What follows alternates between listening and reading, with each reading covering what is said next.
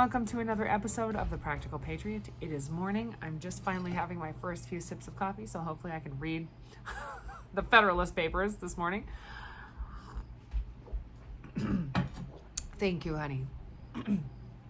So, it is morning. It is chilly in my house. We don't have air conditioning, so we keep our windows open at night so that it's cool in the morning, and then we close the shades once it gets to a certain time of day so we can try and keep the cool in, since it's been in the 90s and hundreds this week here in Wyoming. Unseasonably warm for June.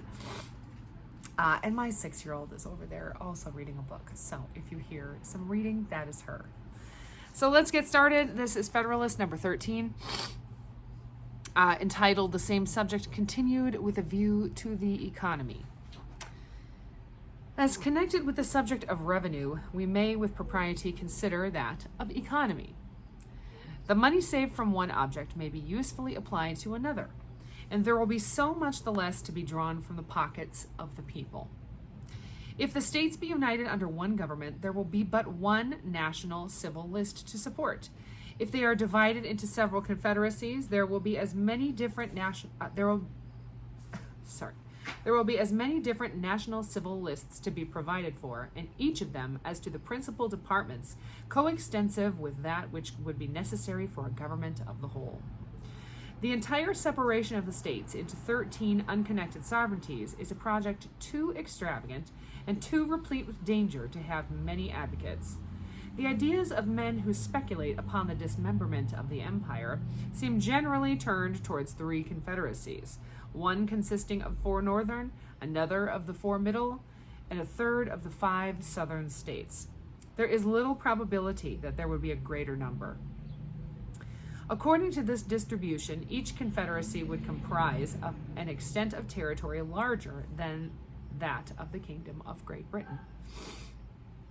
No well-informed man will suppose that the affairs of such a confederacy can be properly regulated by a government less comprehensive in its organs or institutions than that which has been proposed by the convention. When the dimensions of a state attain to a certain magnitude, it requires the same energy of government and the same forms of administration which are requisite in one of much greater extent. This idea admits not of precise demonstration, because there is no rule by which we can measure the momentum of civil power necessary to the government of any given number of individuals. But when we consider that the ISK, that's what it says, ISK.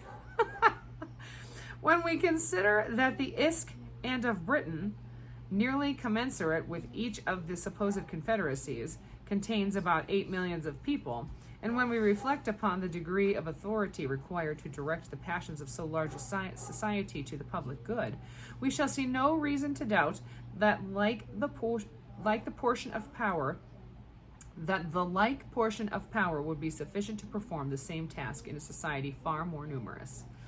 Civil power, properly organized and exerted, is capable of diffusing its force to a very great extent, and can, in a manner, reproduce itself in every part of a great empire by a judicious arrangement of subordinate institutions.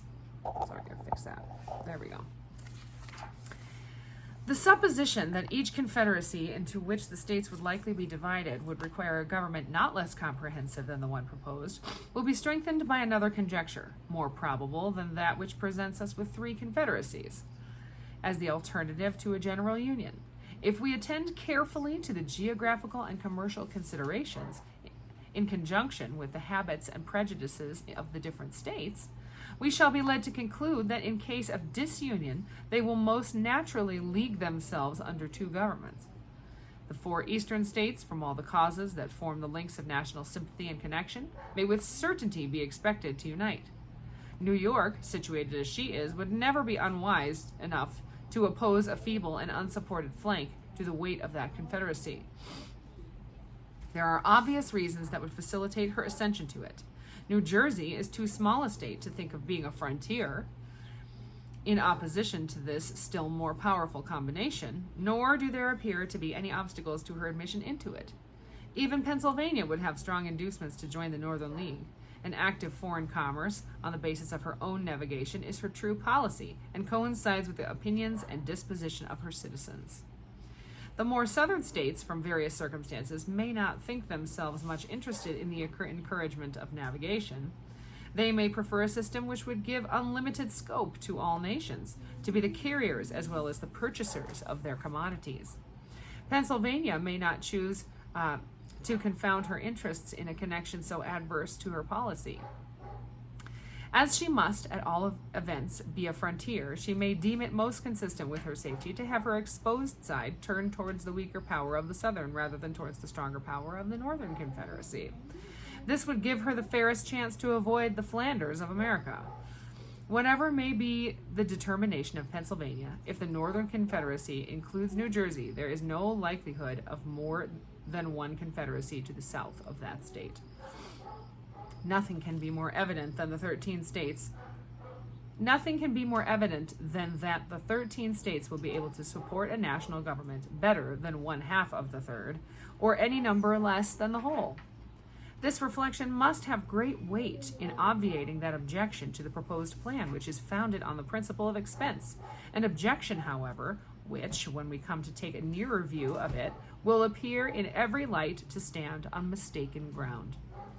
If, in addition to the consideration of a plurality of civil lists, we take into view the number of persons who must necessarily be employed to guard the inland communication between the different confederacies against illicit trade, and who in time will infallibly spring up out of the necessities of revenue, if we also take into view the military establishments, which it has been shown would unavoidably result from the jealousies and conflicts of several nations into which the states would be divided, we shall clearly discover that a separation would be not less injurious to the economy than to the tranquility, commerce, revenue, and liberty of every part.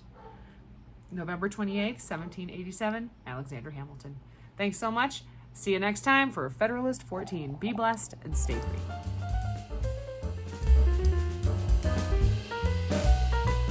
Thanks for watching The Practical Patriot. Like and subscribe below.